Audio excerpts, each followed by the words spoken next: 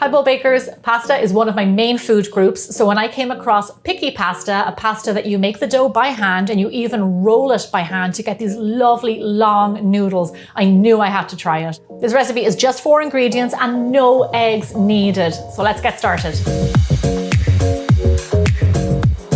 So now let's talk about flour. For this pasta, I'm using bread flour. It just gives you a little bit of a different texture. If you only have all-purpose flour or plain flour, then feel free to use that. It's totally fine. So in a nice big bowl, I have my flour. Into this, I'm going to add in a little bit of salt and just give that a mix in. And then into my bowl, I'm going to add in a little bit of olive oil, and I'm going to add in my water. Now I'm going to hold back a little bit of my water just in case I don't need it. And what I'm going to start to do is just mix this together. And as I mix and the dough comes together, you bring in the flour and the flour starts to hydrate. You will know if you need a little bit more water or not. So I can see that this is a little bit dry, so I'm going to add in a little splash more water. So now let me tell you a tip about pasta making, and the same rule applies to pastry and lots of other doughs. You don't want to over wet it. When it looks like it might be a little bit dry, you kind of freak out a little bit and then lash in more water. Don't do that. I'll tell you why. Because once that water is in there, you can't take it out, and you don't want to have a wet dough when it comes to pasta. You want to have a dry dough because it will get wetter. So here's the thing, what I'm going to do. I'm going to get my hands in there, and I'm going to start to bring the dough together. And by doing it by hand, it means that you can feel how wet your dough is, how dry your dough is, and you have a better gauge of how much water you actually need. So on the website, I did give a varying scale for the water because everybody's flour is different. You might need a little bit more water, you might need a little bit less water. But what I'm going to do is I'm going to show you what you need to look for, so you'll guarantee that your pasta comes out the exact same. So yeah, there you go. Just get your hands stuck in there. As a baker, it's just so much better just to be able to feel what's going on. I'm going to add a splash more water just to get those few dry bits. But here's something I want you to know. When making doughs like this one, we're going to let it rest for a few minutes after it comes together, so it'll get a little bit wetter as it sits. So if it's on the drier side, that's totally fine. So there you go. There's my dough. It came together. There's a clean bowl. I'm just going to knead it on my work surface just to get it nice and smooth.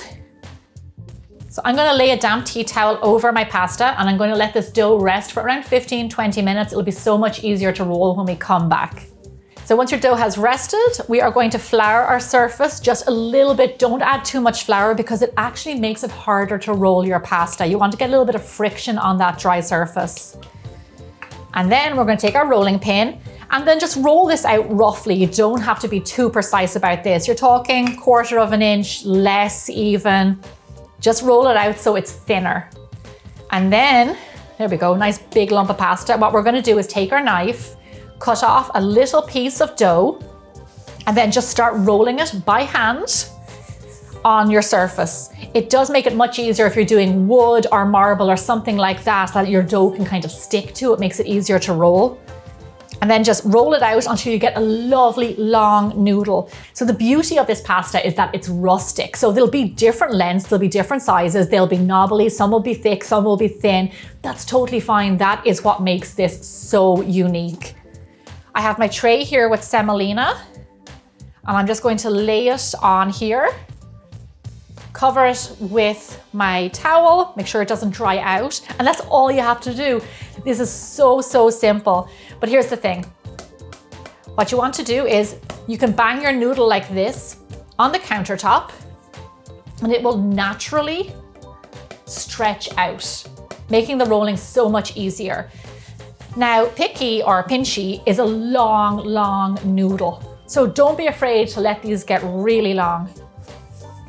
And the one thing about them is that you don't want to roll them too thick, and I'll tell you why. When you cook pasta, it actually gets thicker once it's been cooked. So you want it a little bit on the thin side, just knowing that when it goes into the water and it comes out again, it will have plumped up and it will be thicker. So just factor that in when you're rolling your noodles. If you like a big fatty noodle, then just go for it, man. Hey Zach, look at this one. Check that out. Isn't that incredible? So you saw me do this before with my pretzels, and it just naturally stretches out your noodle. So there we go, there's a nice long noodle. Still pretty thick, but it's the exact thickness that I want. And then just continue going with the rest of your dough. Look at that. Here is our gorgeous Pici pasta. Beautiful. I love how no piece is alike.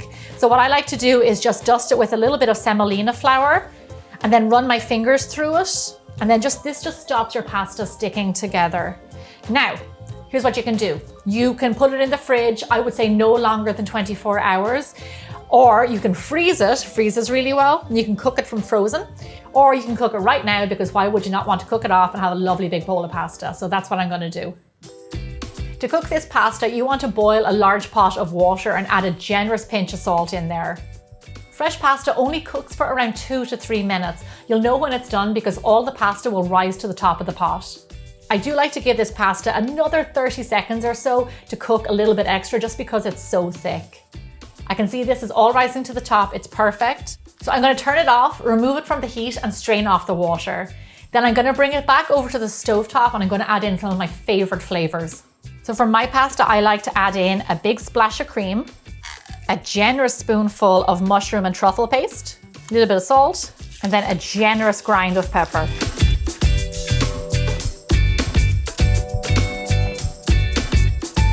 Now to finish this off, just like in a fancy Italian restaurant, I am going to load it with Parmesan on top. I mean, we came this far, we made our own pasta, we made our own sauce. Fantastic. Now it's taste time. Come on in, Kev. I am excited for this one, Gem. Something nice and savory. We're a big pasta household. Oh man. You cannot beat homemade pasta. That is a pasta happy dance. I've not seen a pasta happy dance before. Unbelievable. Pasta makes me very happy. Oh, Gem, the chew in the noodles is so good. I mean, the sauce is incredible. These are amazing, Gem. Absolutely delicious. Oh, insane. I really hope you try this recipe out with your family. It's a lot of fun and just 4 ingredients. Definitely give it a go. And thanks so much for watching. We'll see you back here really soon. Is this for dinner? Yep. Awesome.